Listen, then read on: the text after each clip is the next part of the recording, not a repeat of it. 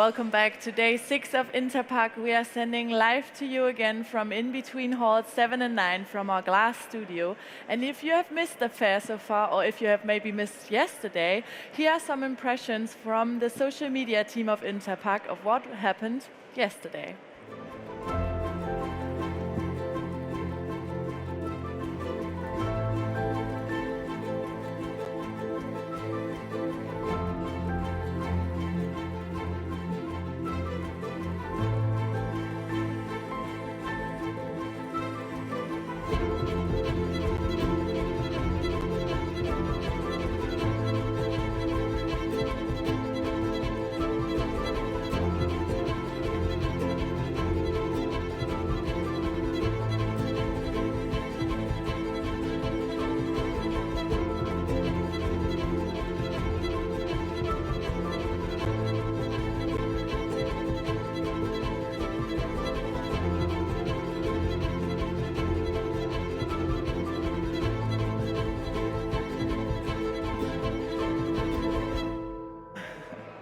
Those were some impressions of Monday and the second half of Interpack. We are nearing the end, but before the halls are going to shut down tomorrow again, I am now joined for another CEO talk. I'm joined by Christian Traumann, CEO of Multivac, also member of the advisory board of Interpack, head of the board of food and packaging machinery at VDMA, and you've also told me that you have been 3 times president of the Interpack.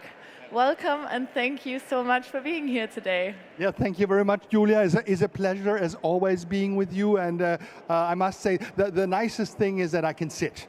Because after so many days standing, not being used to stand, I must say I admire everybody that stands as working all day long. That must be really hard. Yes.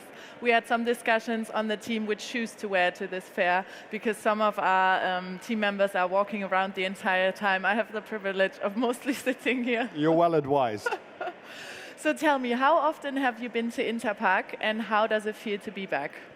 I mean, I can't even count how many times I've been here. I work in the packaging industry roughly 25 years, so every third year, so that just to give you a rough understanding, Interpack has always been great, but I must say, especially now after COVID, it is even greater because people are just so happy to be back. Us as exhibitors, we are happy to for the inspiration.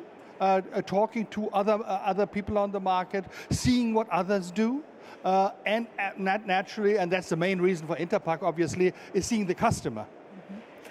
Mm-hmm. It is all about networking here. Since this is the first year or the first Interpack after 3 Interpacks where you have been president, you are here in a kind of different role. How does it feel to be no longer president, but exhibitor and member of the advisory board? In generally, it gives me more opportunities to stand on the sideline, more like a coach, not like a player anymore. And being a president of the Interpack does take time. So I enjoy this time, which I can now allocate to my customers, allocate to my business partners, but also allocate to my personnel. We have more than 400 people on our 4 stands here at Interpack Multivac, where we look after our customers. And it's also nice, they're from all over the world, it's nice to get a chance to talk to them. Tell us something about those 4 stands or booths you are having here. What can people expect when they come and visit you at Multivac? I think it's very similar all over this show because there are definitely some trends I will be talking about in a minute. But absolutely, Multivac offers a very wide variety, very high-tech, well-designed, hygienic design equipment. It's about lines. It's about automation, it's about digitalization, and it's about sustainability. So all this, we have 4 stands. One is in the medical booth, in the medical area. Our main stand is in hall 5. Where we display a very wide variety, over 1,000 square meters, a wide variety of equipment. Also a lot of lines we show there, running lines. Then we have a bakery company, so we have a stand in hall number 3 with the bakers, which is very, very popular because we freshly bake. So first of all, we deliver bakery goods to all our stands, but also customers enjoy. And bakers are very they are not so particular about machines, but they're very, very particular about what machines deliver. So bakers start from the back. They look at the product and smell the product and see how it crumbles, and then they look at the machine. So a very different approach to the packaging machine business. And we have, last but not least, a big tent where we do live cutting, live demonstrations, and try to show the customer that it's not only a show, but it's real. Sounds like a wide range of program, and maybe people should stop by and get a coffee and one of the bakery goods. You're more than welcome, Julia. I might come and join you for that. So tell me, you've already spoken about a few of the trends. I'm guessing product safety is one that is very important for Multivac and the machines you offer. What other trends have you seen here at the fair, and how does Multivac work with them? Yeah, in general, automation definitely is a trend, what we see. Digitalization is something where the industry is really picking up. My impression is, and maybe I'm wrong, it's just a very personal picture I've gotten, my impression is that a lot of companies have not fully embraced that issue yet. Sustainability obviously is the important issue. I have 3 grandchildren. I want them I want to leave this world better than I got it, and there's a long way to go. We do have the answers. That's very interesting if you dig a little bit deeper into it. Plastic at itself is not bad. It delivers enormous value and makes sure that foodstuff is not spoiled. 40% roughly of all foodstuff is spoiled before it reaches the end producer, the end consumer. You have a clean syringe in your arm, which is utmost important. But, and that's what I kind of struggle with, circular economy has not reached the plastic world yet. If we look at Northern Europe, you see the bottles, they get recycled nicely. That works very, very well. Maybe also due to the deposit system we have on bottles in Germany and a lot of other countries. But unfortunately, with the rest of the plastic, that does not work yet. But we do have the solutions. So it's more a question of the political willingness to implement those, and to say we ban plastic is a step backwards. To say, let's reuse plastic. Let's make sure that this very valuable product is not just thrown away, but is reused, and it's a great thing. Mm-hmm. Yes, there were so many things that are so important and moving the industry right now. Obviously, sustainability and recycling falling into that. I spoke with Dr. Wolfgang Trunk from the EU Commission yesterday, and we talked about the approaching new regulations. How do you feel about these? How is the industry, in your opinion, coping with them? Are you happy about the new regulations? Yes, generally we need rules, and we think it's the right thing to do. To regulate, and it's the only way. I mean, we are a society. We live together in Germany, 84 million people, in Europe 400 million people. We need rules. So I think yes, it is good. Unfortunately, it's not so well made. So I think the general approach is the right approach, but now we need to look at the details. This is not about making it easy for us. That's not what we are looking at. It's about finding possibilities to really make it work, because then it gets accepted. We have invited more than 50. The VDMA has invited more than 50 politicians from the European Union to come and see us here, and that we can explain things to them and show things. We are not trying to influence them. We're just trying to show the industry, and not a single one came. Oh no. I think that's a little bit of a pity, because it would have also been good for them to see, because we cannot abolish plastic. We need to use it wisely. Mm. I think this exchange is very important between politics or politicians and the industry. So I hope that you get another chance to talk to them, maybe. Yes, maybe here on TV. Maybe I can motivate one or the other to come and see us, come talk to us. VDMA is known to be a very open and diverse association. We are not trying to influence the politicians in one or the other way. We are just trying to show them our challenges and our solutions, and maybe that could fit into what the politicians are up to and what we need. It is obviously a market that is worldwide. It's not only Germany or Europe. This is a very international fair as well. Tell us a bit more about this exchange between different nations and maybe also the different markets. How is the German or European market doing, and what other maybe developing markets do you see at the moment for the packaging and processing industry? Yeah, maybe if we look at sustainability, obviously our approach is a little bit different as a developed country, or maybe the northern hemisphere is a little bit different than for example, people that really need to fight for a piece of meat or need to fight for a piece of bread. So we also we have to take a holistic approach to that, and also understand that other countries or other regions have other challenges. That's the first thing. Second thing is that we here in Europe we are going away from protein. But very clearly you see, for example, in the US, animal protein is growing still.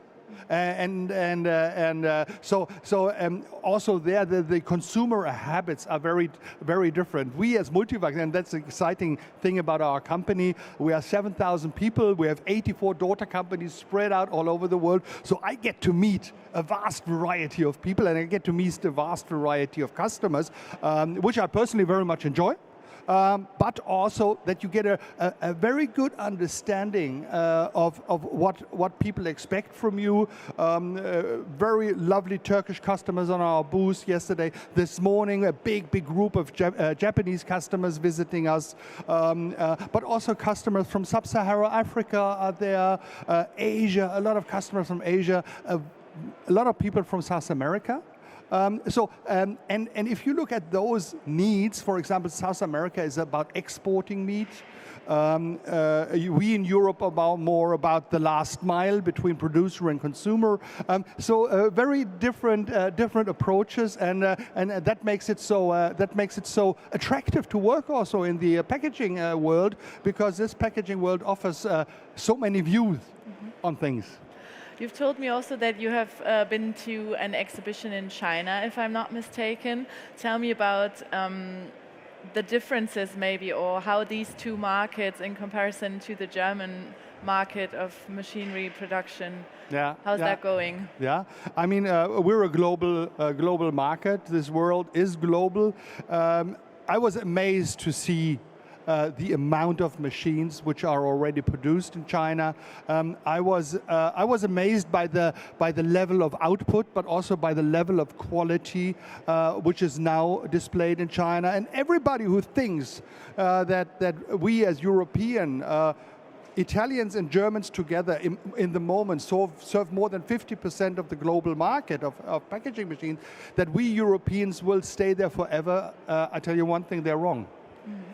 Because China, and they're right to do so, China is picking up quickly. Turkey, very nice machine building in Turkey, picking up very quickly.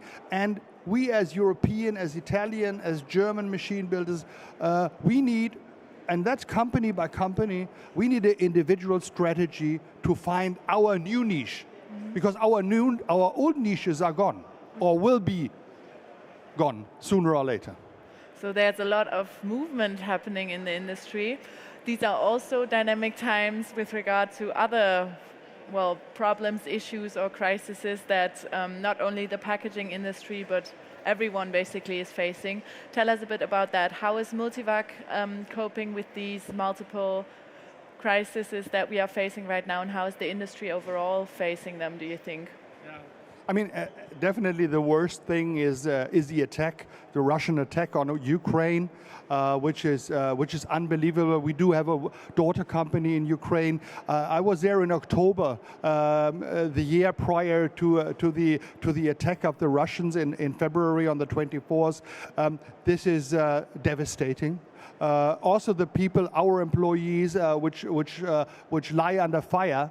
That is devastating, so I think we do the right thing. I think we have to support them. We will hopefully continue to support them. At least Multivac does that. We have in the first winter, we rented a hotel in Poland and evacuated all families to this hotel.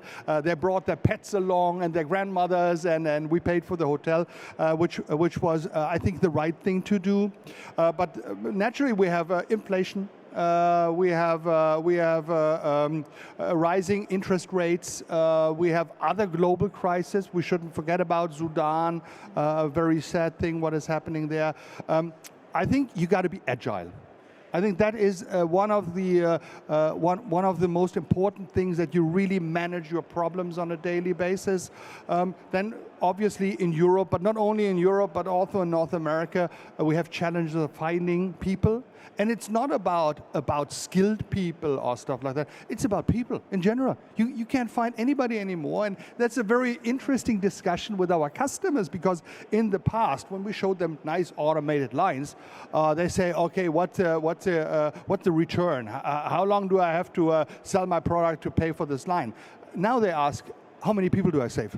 That's all they are interested in, and that just shows us the dramatic situation we are in. And I personally, but this is a very personal opinion of mine, I have a hard time understanding why there are millions of people knocking at European Union's borders, hardworking people. And we still have an issue not letting them in. We need to control that, absolutely right. We need to make sure that we distribute them correctly, but we need workers. And I think only in our headquarters we have more than 200 open positions, because we're a growing company, we are a very successful company. So this just shows you, and that is not only we. Talking here to the industry, everybody has the same challenge. That sounds like a very big issue at the moment. Are there certain things already that you are doing, maybe at your headquarters or at different locations, to maybe keep the people who are already working with you, but also to attract new people? Yes, we do a lot. We have a kindergarten. We even have we call them forest kindergarten, Waldkindergarten. We have two beautiful cafeterias where we serve lunches and breakfasts, and we offer a lot of after-work academies and activities. And we are a little bit fortunate, because we are located in a very scenic area of Germany, not too far away from Munich. It's an hour's drive to Munich. It's 40 minutes drive to Ulm. It's an hour's drive to Stuttgart. It's still affordable, our area, so that also makes it easier. But on a global scale, what we do is that we have 14 production plants distributed all over the world. It's Japan, it's China, it's India, it's Bulgaria, it's Spain, it's US, it's Brazil, just to name a few of them. Because we are absolutely aware that we will not get the labor we need in Europe. Okay, maybe one last question. Today and tomorrow are the last days of Interpack. Is there something that you are very much looking forward to, or could you also tell us about the nicest moment of this Interpack so far for you? I had so many nice moments. Okay, for me personally, the nicest moment is if I don't have to stand up in the morning and I can rest my feet.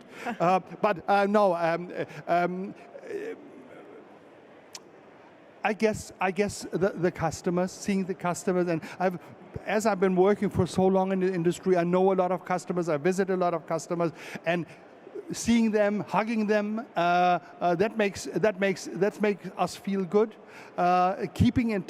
Keeping also in touch with our employees, which are spread out over the world, which we have not seen over so many years now. Definitely, that is a hot topic. And being with you is very nice. So thank you very much. Thank you. It was a real pleasure. Thank you so much. So it's a great chance to come together here and have these talks. Thank you so much for being here today and talking to us.